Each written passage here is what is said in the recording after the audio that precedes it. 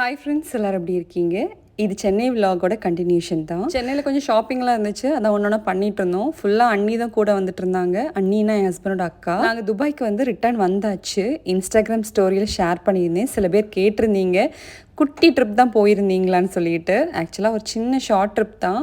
அந்த ஃபங்க்ஷன் இருந்துச்சுல்ல, ஸோ மெயினாக போனதே அதுக்காக தான். ஸோ சென்னையில் கொஞ்ச நாள் இருந்துட்டு நாகர்கோயிலும் கொஞ்சம் டேஸ் இருந்துட்டு கிளம்பிட்டோம். நிறைய பேர் வந்து நாகர்கோயில் விலாக்காக வெயிட் பண்ணிட்டு இருக்கீங்க.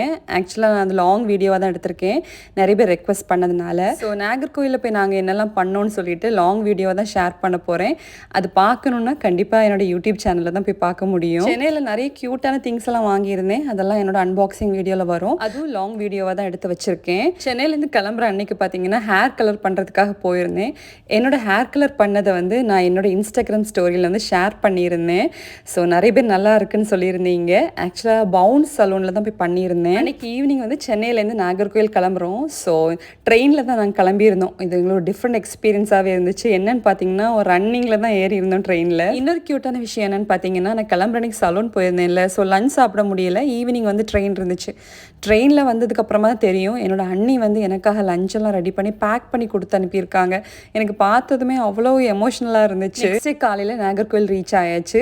அங்கே ரீச் ஆனதுமே நம்ம ஊர் காற்று நம்ம மேலே பட்டதுமே அது ஒரு தனி ஃபீல் தான். அது ஆக்சுவலாக நாகர்கோவில் உள்ளவங்க தூரமாக எங்கேயா இருந்துட்டு நம்ம ஊருக்கு வரும்போது அவங்களால மட்டும்தான் அது புரிஞ்சிக்க முடியும். ஓகே ஃப்ரெண்ட்ஸ், நாகர்கோவில் விலாக்லாம் லாங் வீடியோவாக தான் வரும். என்னோட யூடியூப் சேனலில் மறக்காமல் வந்து பாருங்கள்.